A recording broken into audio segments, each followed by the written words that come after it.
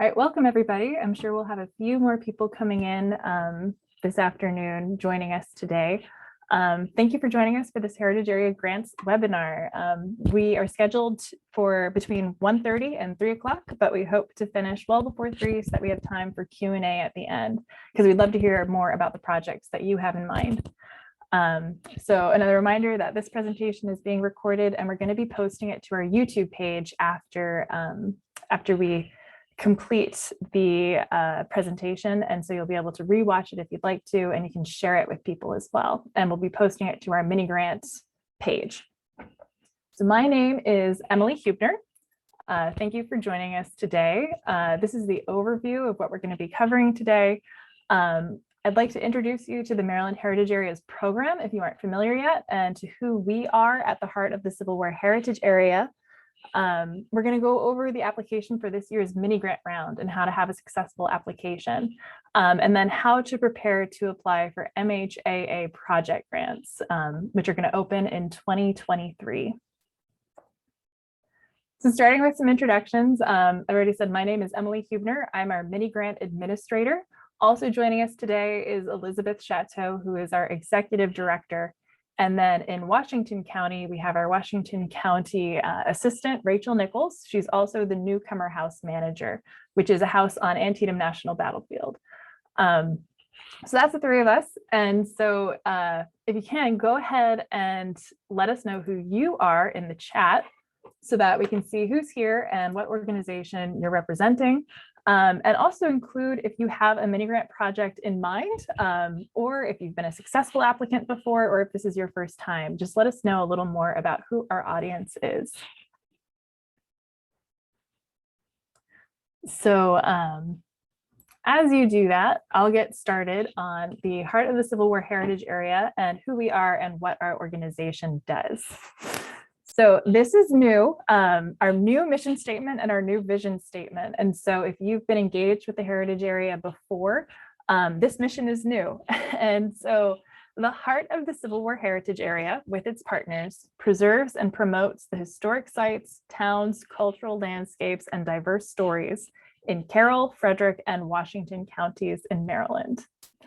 And then our vision statement is a vast and diverse audience engages meaningfully with the past and present in the heart of the Civil War Heritage Area, carrying their experiences here into the future. And so these two statements came out of our new strategic plan, which is something that we're going to mention in the presentation today. And that strategic plan is now in effect for us. And so as you consider your applications, it's definitely an important resource to look at.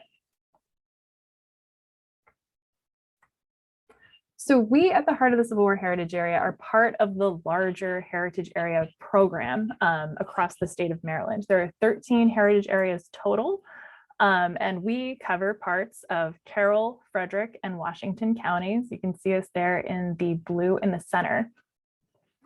Each Heritage Area is a little bit different. Some of them are part of county tourism programs, some of them are part of county government, and many of them are independent nonprofits like us. Let me go back one. And so the kind of things that the Heritage Area does, you're going to know us for our grants program, but we also offer workshops and talks and resources for stakeholders within the region and also, across the state if people are interested, but we're primarily oriented to Carroll, Frederick, and Washington County opportunities. We offer technical assistance. We make visits, we offer advice. We try to convene people so that people can make connections locally with other historic sites and municipalities, museums. And then we also engage in marketing. We have social media presences on Facebook, Instagram, and Twitter. We have an online events calendar, and we release the online event roundup every month for what's coming up. And then we have a blog, and we like to host outside blog posts. And so if you have a blog subject in mind, definitely get in touch and take a look at what we have on our website right now. And then we also do collaborative print and online marketing with our local tourism entities in Carroll, Frederick, and Washington counties to raise awareness locally and outside of the state about this special region and the heritage tourism opportunities that are available here. And we do much more than that. But we also have access to grant funding. Grant funding is available to entities within the heritage area because they are in a heritage area. So we primarily work with two types of grants. We have our local mini grants, which are non-capital projects only. We'll get into a little more detail about what that covers. And they fund projects from $500 to $5,000. They're reviewed locally here at our local heritage area level. And then we manage them locally as well. I'm the mini grant administrator. There's no one else who you need to be communicating with in order to successfully administer your mini grant. And then we also have project grants, and these are operated sort of at the state level. Project grants involve capital grants, which have a maximum grant award of $100,000, and non-capital grants, which have a maximum award of $50,000. And those are reviewed locally here at our local level with our local priorities as the heart of the Civil War heritage area. And then we pass them on to the state where they're reviewed at the state level. And then those awards are managed by the state. And so you'd be in touch with the Maryland Heritage Areas Authority Administrator at the state level. They're located down in Crownsville. And then the images I've included here are an example of a mini grant, an archaeological project that was happening at Union Mills Homestead. And then on the right, the Catoctin Furnace anatomical busts that were created based on remains that were found at the Catoctin Furnace. And so all heritage area grants, both of those require matching funds. You have to match them 1-to-1. And so, for example, a $2,500 grant request is going to be for a project that totals $5,000. You request $2,500 and you provide $2,500. But you can use any combination of cash, which is actual dollars spent, which includes the money that you spend to pay your staff if you have paid staff, and in-kind support. And so that's donated services, including the value of volunteer time. It's donated objects, donated, the value of anything that's donated to the project is the in-kind value of that support. And that can be used as match.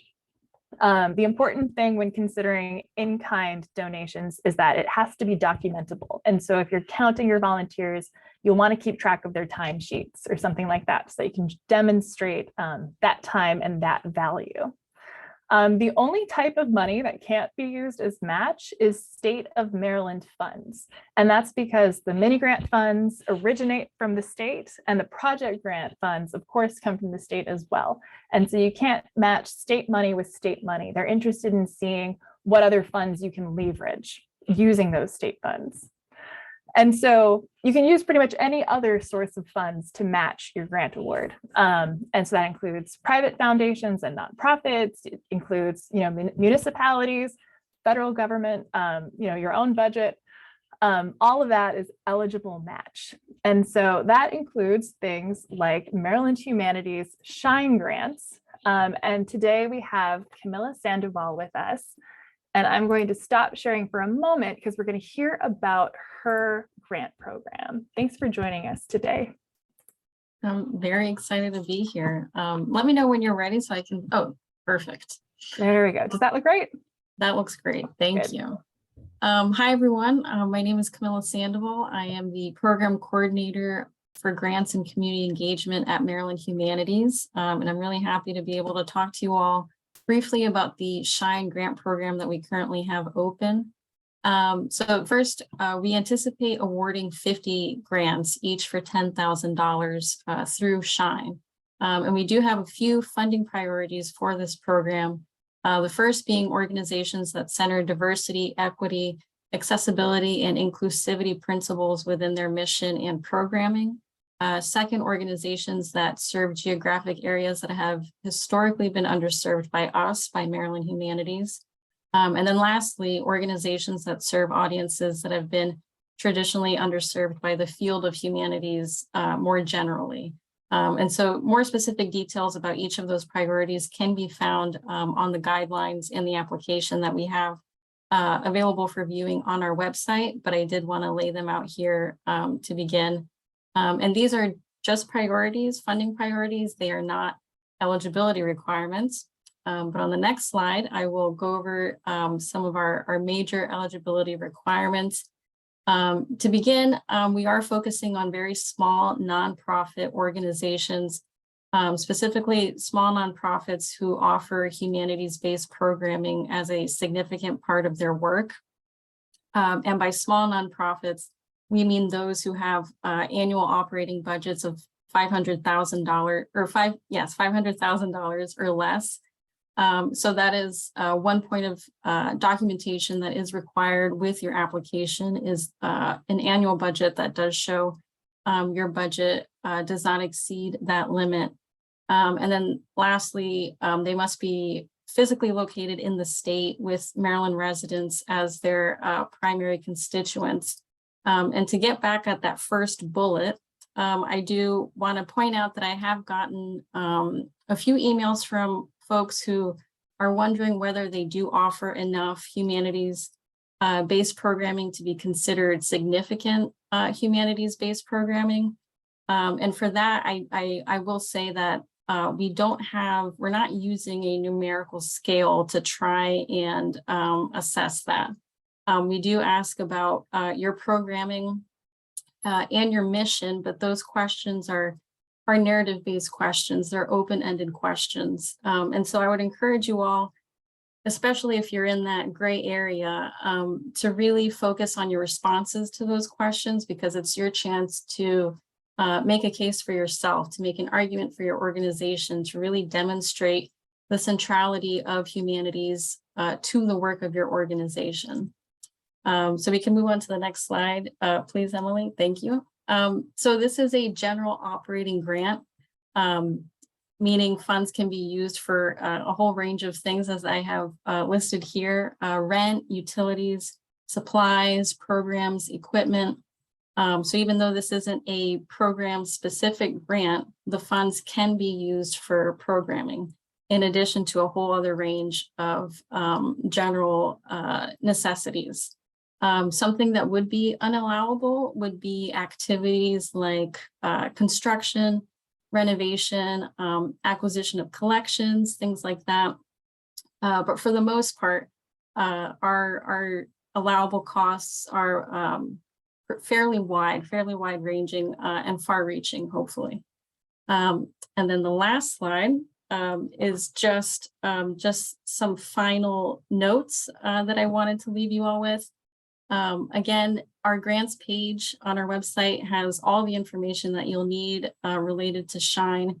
The full guidelines are on there. And again, I would encourage you to really sit with the questions in the application and to take a look at the evaluations that are available for preview on our site, because I think it'll just help you write and prepare a stronger application if you can see how evaluators are going to assess your questions. You could really plan out how you'll make a case for yourself throughout your application. And then, as I said, the application is open. It opened on August 18th, and you would apply through our grants portal, and the link again is on our grants page. You can access it through there. The deadline to apply is in about 2 weeks. It's on September 15th. I will host a Q&A session, which will mostly be like an open office hours, a virtual Q&A session next Friday on September 9th at 1 p.m. You'll be able to find that registration link on our website. I should have it up there by this afternoon, if not tomorrow at the latest. But if you have any questions before then, please contact me there at my email or that phone number. That is our grants phone number. And I do have that phone with me during work hours. But if I can't answer your call, I always, please leave a message and I'll always return your call. But again, I am the point person for SHINE and for grants at Maryland Humanities in general. So please don't hesitate to reach out to me. I will be staying for the rest of the webinar. So if you have any questions for me at the end, I'll be happy to answer them. Thank you.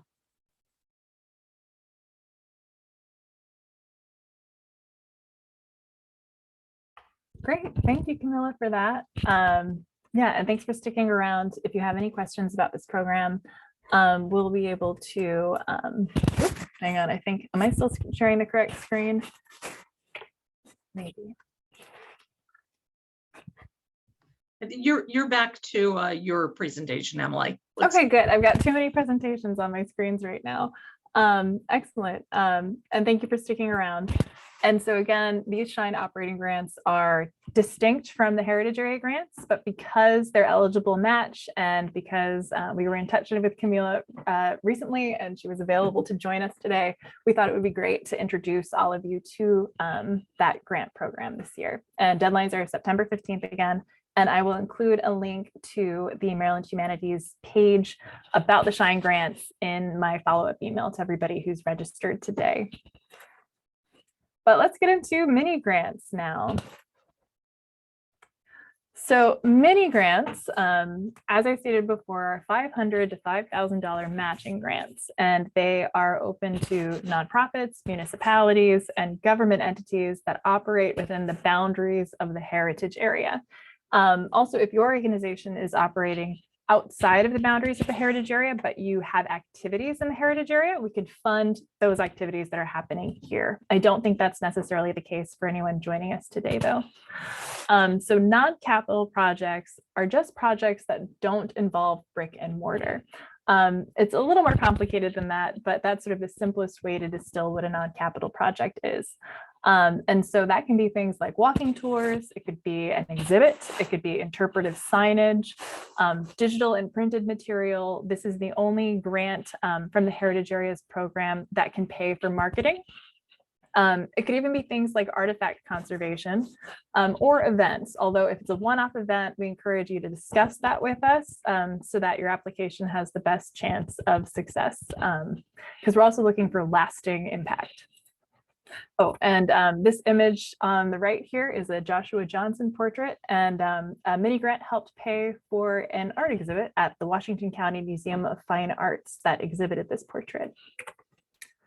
I want to highlight some mini grants that have been in the news recently because it sort of demonstrates the wide array of what mini grants can pay for. On the far left, we have the town of Emmitsburg recently used a mini grant to create an interpretive wayside that interpreted the historic St. Euphemia's School.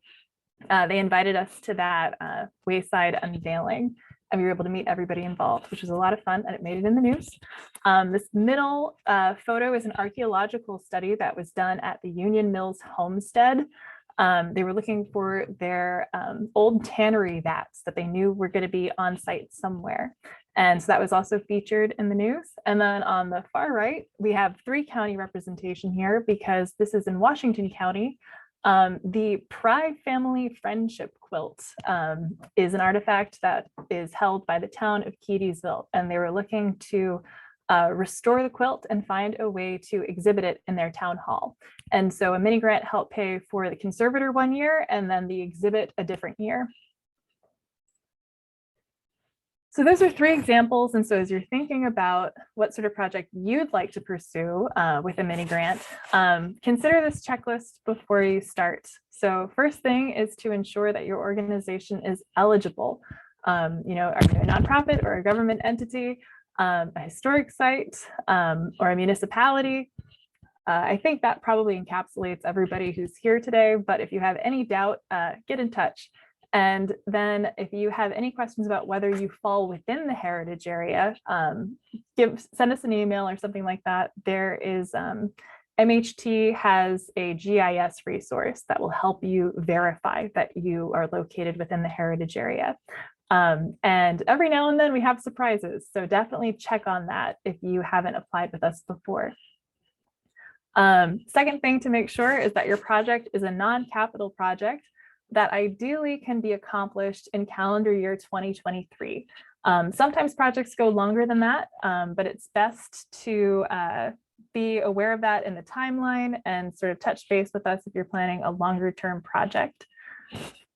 Also, make sure you have collected information to base your budget on. It's best to get started with all of the information at your fingertips, or get it started and Make sure that you have vendor estimates or figures from a recent similar project. Make sure that you have something to base your budget on.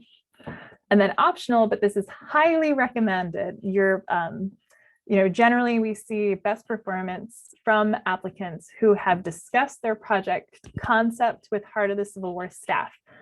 We do our best to be really available for folks who are applying for mini grants. As we get closer to the deadline, it's harder to give substantive feedback, but at the very least, make sure that we're familiar with you. Imagine there's some glitch in the program and your application didn't make it through, or you notice that you didn't receive the confirmation email. If we know to expect you, we'll get in touch and make sure that all of your information has actually been received. If it seems like something is missing that you discussed with us, we'll get in touch. That happens rarely, but it's always good for staff to be familiar with your project. We don't vote on or score any of these things, but if we are aware of what your project consists of, and if we've been privy to some of these conversations, we can help make sure that your application is accurately represented. So let's get into the nuts and bolts of what this application looks like. It's a very simple application. You have a timeline, you have a budget, and you have a narrative. So we'll get into each piece individually real quick here. So the timeline, as I mentioned earlier, generally mini grant applications and mini grant projects take place within a calendar year. And so we're looking at 2023. And as you're doing that, make sure that it is as detailed as possible. Make sure you've considered all the necessary steps. For example, if you're making a brochure, one step is not make brochure. You need to have the drafting of the brochure and who's going to be involved with that. You need to have the editing and then maybe a second round of edits. And then maybe you need to run it by your town council or something like that.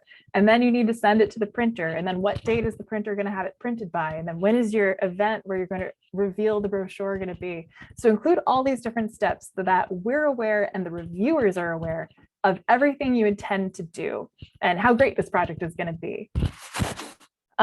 So as you're creating your timeline and you're thinking about who's going to be writing the brochure and editing it, make sure that you have collaborated with all involved team members. If Jan is going to be editing your brochure, make sure she's aware that you've said that she's going to do that and that she's available. And then that way we're less likely to have to request an extension further down the line. Make sure that you consult with your vendors on turnaround times. That will help with creating the timeline. If you know how long it's going to take to print the brochure after they get the files, you'll be able to make a more accurate timeline. If your project receives funding, I encourage you to set calendar alerts for your key dates that could impact the project completion date.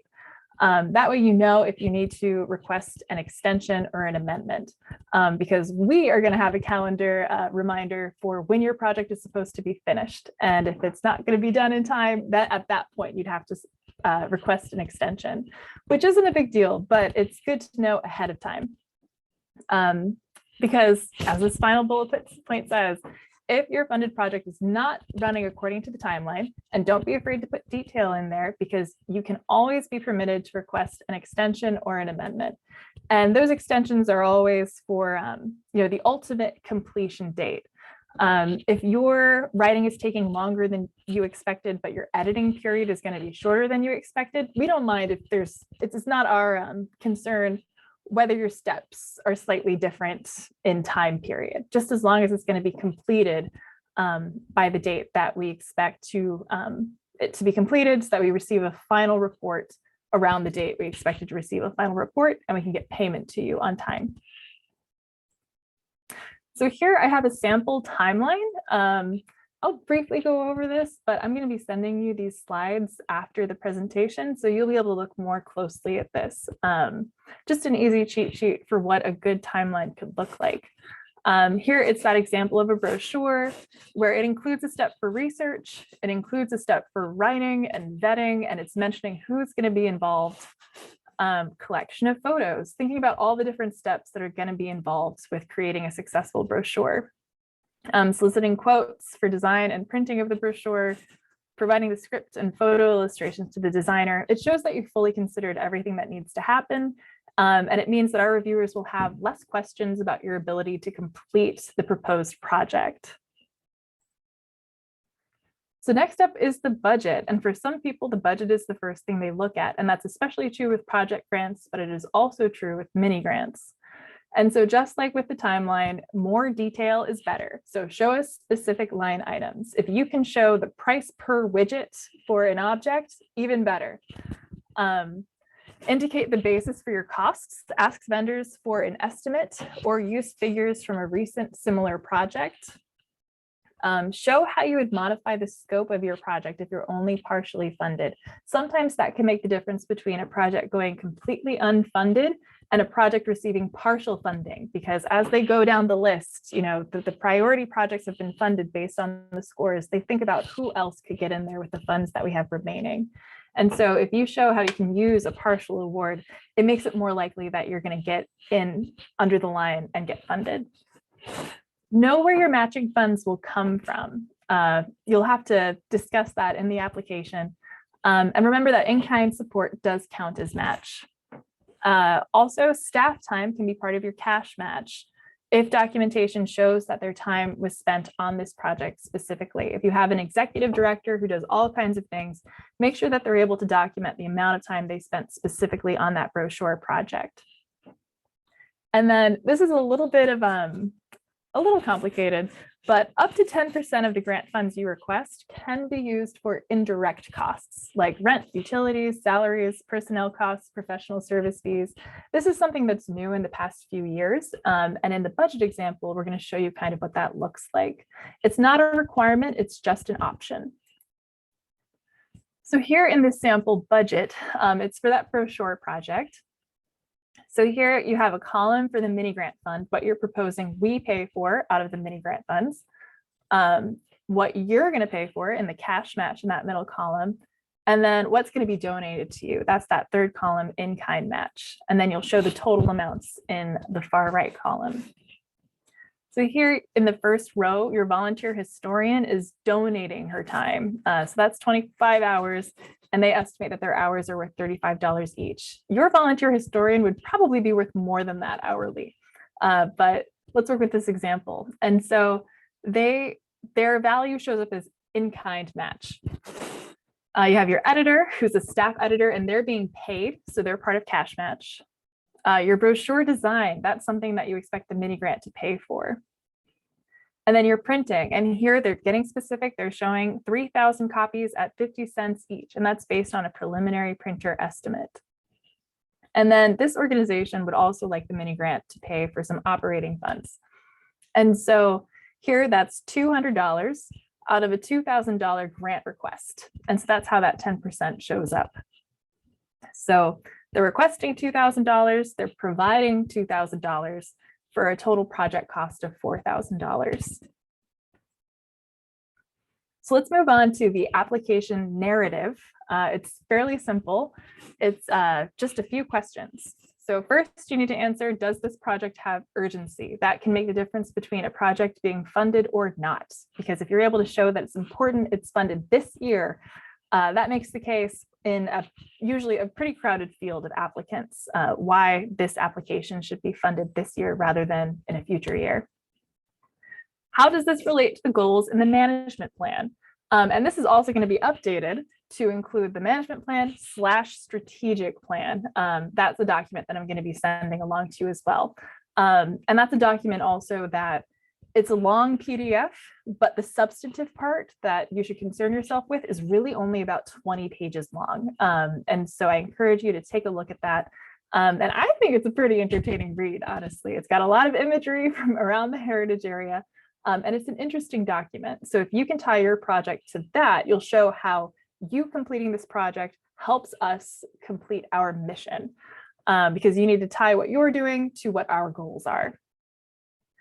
So the next question is, what partnerships will you form or strengthen through this project? Will you work with your county tourism organization, for example, or a scenic byway, or a Main Street community, or a local museum consortium or association, or any other fill in the blank here?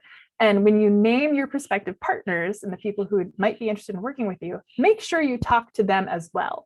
If you say that you're going to work with all these different organizations, but you haven't run it by them first, oftentimes we'll be aware of that.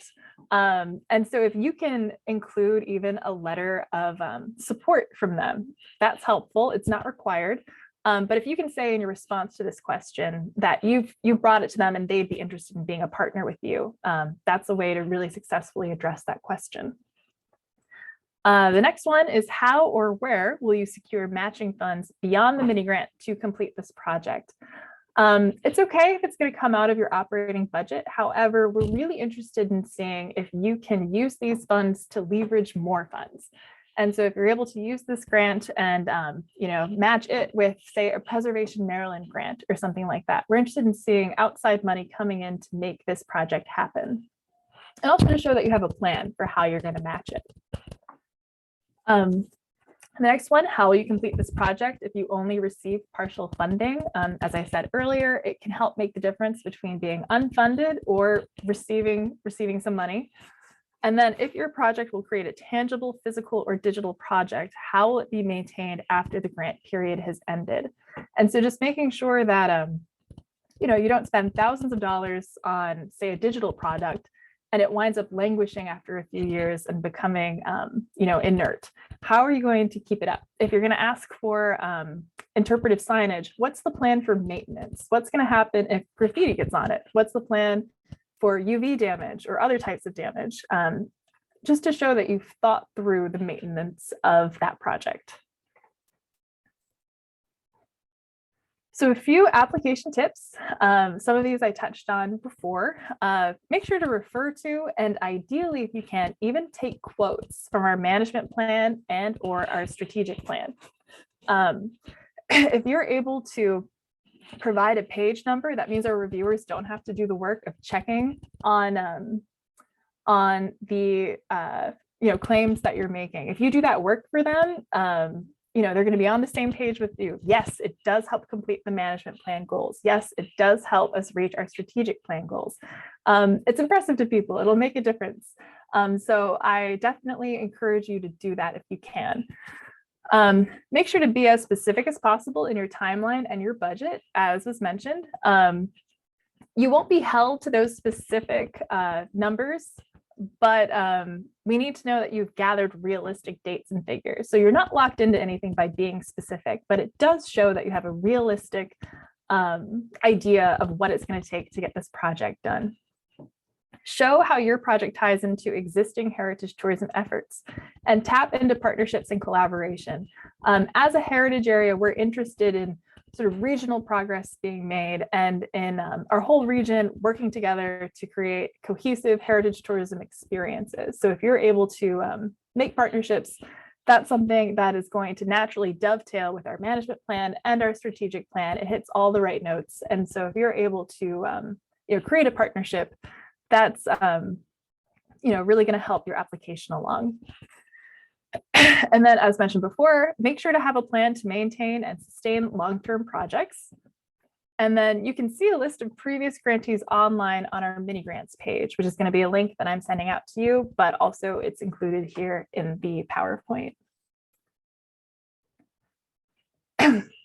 So the application process, getting down into the nitty-gritty of how to go about applying. Once you have an eligible application in mind, make sure to review our management plan, and this 5-year action plan is an older document, the strategic plan that will be updated. Make sure to download and complete the application narrative. You'll be able to find a link to the narrative on our mini grant page and also from our application form page. And so you'll be able to see that timeline, budget, and 6 questions. Compile your supporting materials. None of them are required, but they are helpful. So if you're able to get letters of support or photographs or sketches, things so that our reviewers can visualize what your project is going to create. Contact us, Heart of the Civil War staff, with any questions. We're happy to help review applications, give you advice, anywhere from the conception of the project to sort of the final application that you're going to be turning in. And then submit your entire application online on our website on Monday, October 31st by 5 p.m. So you should receive results by early 2023, hopefully by late 2022. And at the point that you receive the news of the successful mini grant, you can begin incurring expenses immediately. And so the mini grants cannot pay for anything that was previously paid for. But once you hear the news, you can start spending money and start claiming those expenses and including them in your budget. And that brings me to the payment of the grant, how we go about awarding you the funds that you have earned. So again, you can begin incurring expenses once you've been notified, but not before. And then awards over $2,500 are able to submit a midterm report for partial reimbursement before project completion. Mini grants are paid on a reimbursement basis. So once your project is complete, you submit a final report to us, and then we send you the mini grant funds as a reimbursement. But that $2,500 midterm is there because we know that $5,000 can be a lot of money for a small nonprofit or volunteer organization to spend all at once. So once you hit $2,500, you're able to request a midterm disbursement. And again, the project period is usually 1 year, but we can talk about that if we need to. So let's see, it's only 2:06. It's been half an hour now, but I'm going to give us a 3-minute break, and I'm going to pause the recording. And then, so feel free to use the bathroom, take a drink of water or something, and we will reconvene at a little before 2:10, it looks like on my computer. So thank you. And let us know if you have any questions during this 3-minute period. All right, pause. And so now we're going to talk about project grants. Okay. All right. Hello, everyone. I'm Liz Chateau. I'm the director of the Heart of the Civil War Heritage Area. And I'm here to just give you a few things to think about now if you're interested in pursuing one of our larger project grants for either a capital project or a non-capital project. And Emily, if you want to advance this, yes, thank you.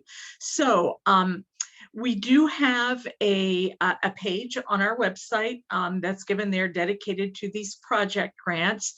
And you already learned that a non-capital grant can fund up to $50,000, a capital grant up to $100,000. These grants also have that same dollar-for-dollar matching requirement with any amount of cash or in kind making up that match. And we do require for these grants, the grant funds cannot go to staff salaries, but staff salaries can be part of your match. And that is also the case with the marketing.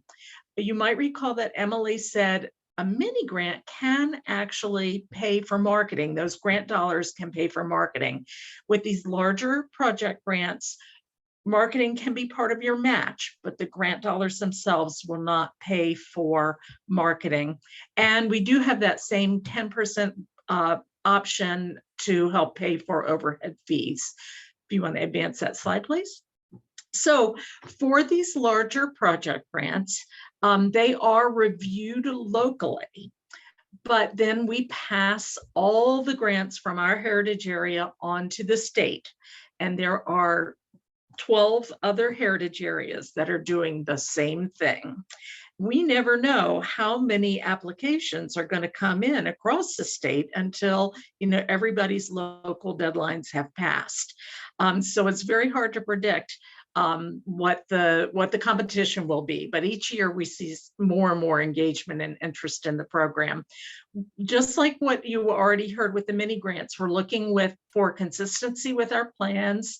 The other review criteria focus on significance and need, the design of the project, how the project will be managed, what those deliverables will be and what the impact of the project will be, how a project is going to be coordinated with other broader initiatives. If you're looking for a capital project, there are some specific targeted investment criteria that I'm not going to take a lot of time for today, but we can have that conversation if that's what you have in mind. And then, we're looking for what is the public benefit. If you want to keep us going there. So I do want to alert you that if you're looking at applying for one of our grants, our local reviewers use the exact same scoring criteria as the MHAA or state level grant review panel. And the score sheet is replicated in those grant guidelines. Last year's version of the guidelines can be found on our website. We'll show you a screenshot of that website in a minute. So you can see what the score sheet really looks like. I do need to alert you that our local review does employ a unique rubric for one of those criteria, and it's the one that concerns consistency with our planning documents. And once you have submitted an ITA, an intent to apply, and I'll explain that in a minute, that's when we send you that particular rubric. So you know specifically what you need to do to get the most amount of points for that criteria. And it happens to be one of the criteria with the greatest weight attached to it. And then also, this is new for the upcoming round, the fiscal year 24 round. Our heritage area has decided to award priority points to projects that are related to the US 250th anniversary. And that might feel a little early, but that's exactly why we're doing this. Early planning is going to be essential to have meaningful projects in place for 2026. And we're going to give special consideration to projects that have a legacy aspect, meaning that they're going to endure well beyond the anniversary year. We're really not looking to pay for fireworks and parades. We're looking for something that's going to have a lasting meaning, either capital or non-capital project, and things that align with the American Association for State and Local History field guide to the semi-sesquicentennial. That is a publication that we have made available to you all in various iterations of our e-newsletter, and will be linked to that in the follow-up to this webinar. So you'll definitely have access to that. Emily, if you want to forward us. Tell you a little bit about the grant cycle. I am moving quickly because really today it's just heads up. Be thinking about these things now if you want to apply for these grants when they come up later. Mid-January is the point where the grant cycle will definitely be open. It's possible we might see it open in December, but it'll definitely be open by mid-January, and that's when the MHAA will be offering regional trainings and webinars. Past couple of years, it's all been virtual, but perhaps this year, we don't know yet, they'll be able to do some in-person trainings as well. The application for fiscal year 24 will be available at that point, and we've given you the link there. The link is also going to appear on our website. By the end of January, intent to apply forms will be due. That's an online process.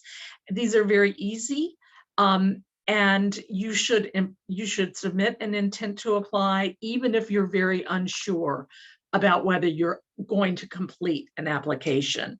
It opens the door for you. It keeps it open. Anything you put in that intent to apply form can change, including the entire nature of the project. But it is important to get your foot in the door there. It also helps the staff and we at the local heritage area level get a feel for what the demand is going to be, so that we can do our own time management and prepare for the onslaught.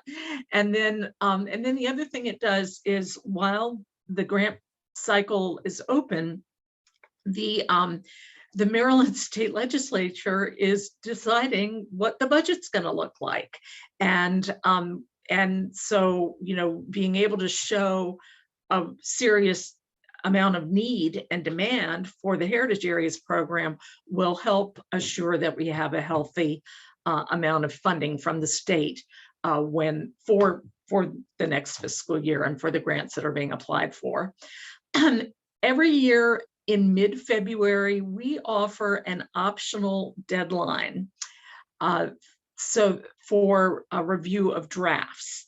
And our applicants are increasingly understanding that when they take advantage of that option, their grants perform better in the end.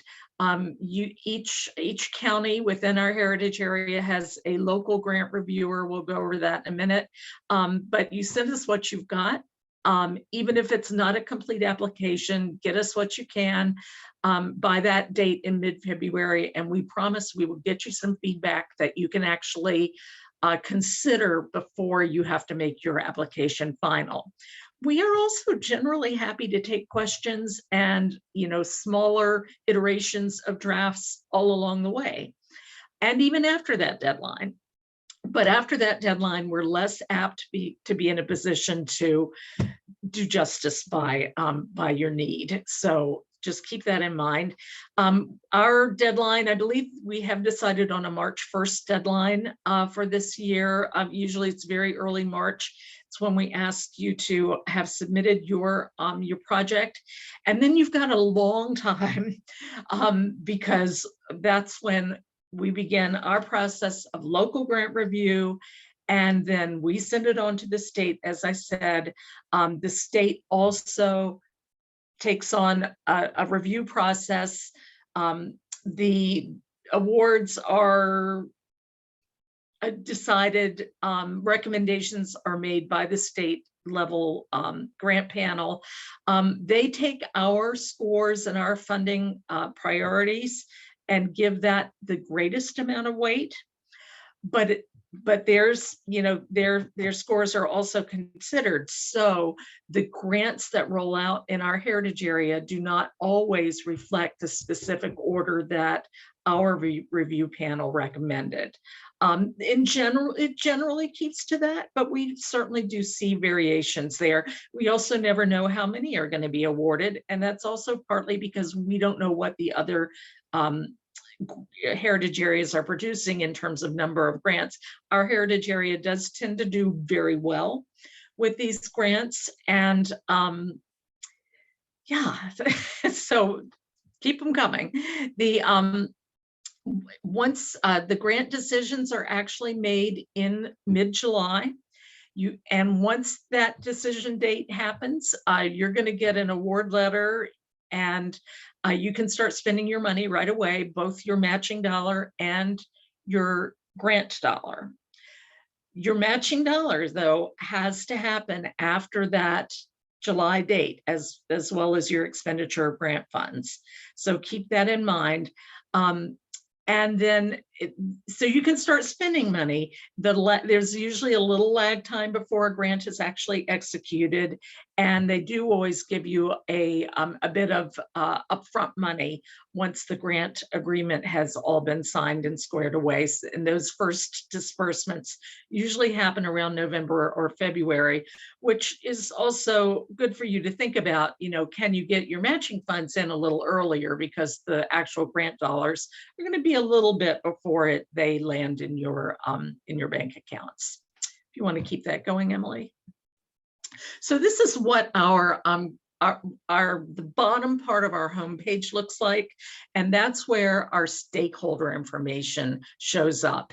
And so you see the blue area, that arrow that points to MHAA project grants. So this is where you find most of what you're going to need. And right now we still have all the links and information up that pertain to the fiscal year 23 grant round. There probably won't be a whole lot of change. Thank you, Emily. Yep, that's what the page looks like. So we're going to keep those fiscal year 23 materials available until we've got the fiscal year 24 details. And there could be some small changes, but right now this is a good place to go to get a better feel for what you need to be preparing if you think you want to pursue one of these grants. And there's a lot of links and information. Another thing that I would advise you go ahead and do is set up an account in the grant software. Unlike the mini grants, these larger grants use a portal for grants set up through the Maryland Historical Trust. which is a different program, but we share the same software. And, and so you can go ahead, you see here, this is what the screen looks like. You see where you click on new applicant and you can get that account set up so that when you're ready to actually apply for the grant, that step has been squared away and taken care of, easy enough.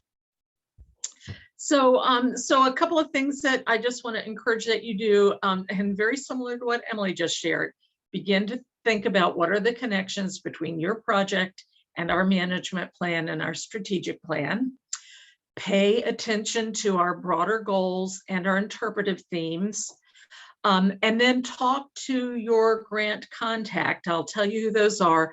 And then that depends on what county you're coming from and doing this. And we can even help give you inspiration or decide between a couple of grants, or, you know, just generally, we think we're helpful if you want to. Yeah, thank you. And this is also something Emily told you. Oftentimes, a grant reviewer is going to look at your budget first before they really look at anything else. So your budget needs to tell a story, and they need to see that it's complete and that it's detailed. And if that's the very first thing that they're looking at, it can make or break your project. And it may not matter how compelling a narrative you have to go with it.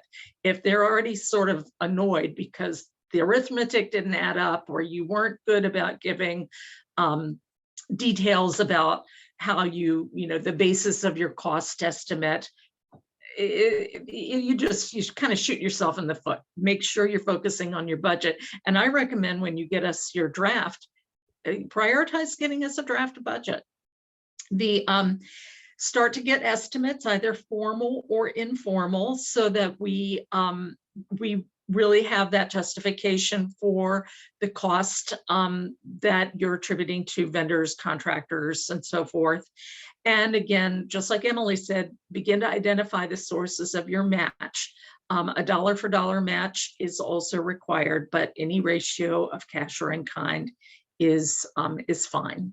Want to keep us going, Emily? Thank you. It's also helpful to know, in fact, it's required, who are your key personnel. And your consultants and your contractors, and make sure that when you're identifying them, that you're in a position to say, you know, why these are the best folks to work on your project, why they are qualified to take this on.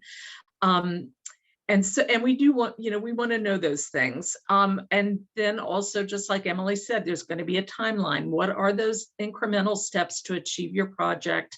Some of this helps the grant reviewer understand whether you're really ready to take on your project or not.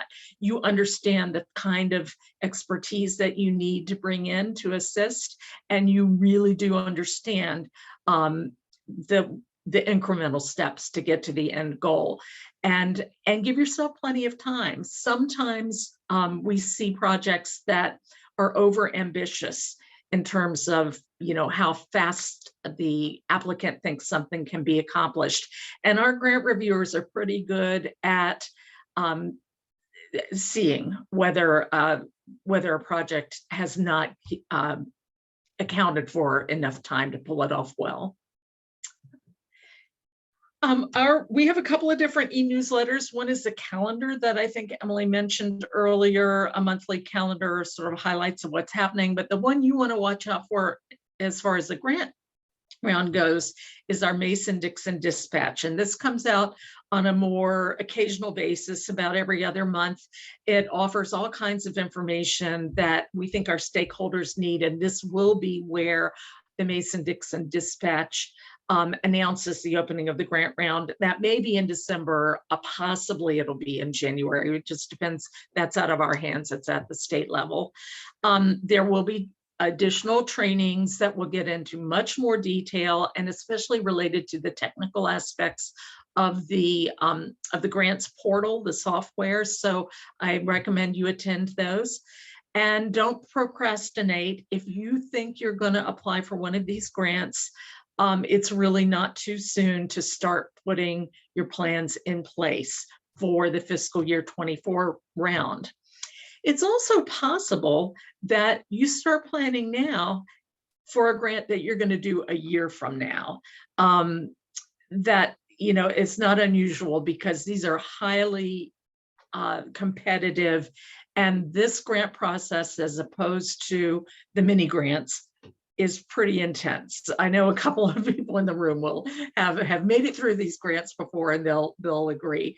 And make sure you're recruiting some help. Don't be the only person who's involved in drafting or proofreading your grant, and make sure you're sharing your application maybe with somebody who doesn't even know your organization, so that it's making sense to readers who, may be new to who you are and the kind of thing that you're trying to take on.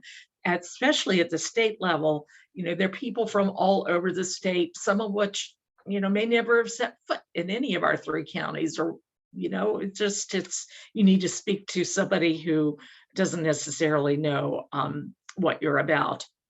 And then your grant contacts. Emily Hubner here is the contact for our Carroll County applicants.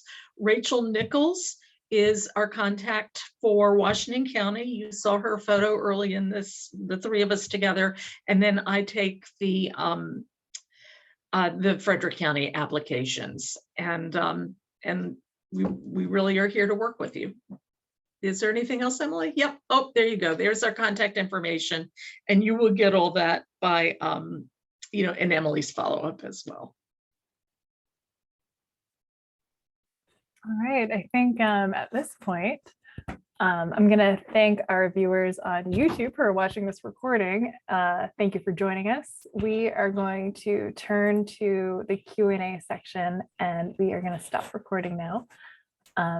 Thank you.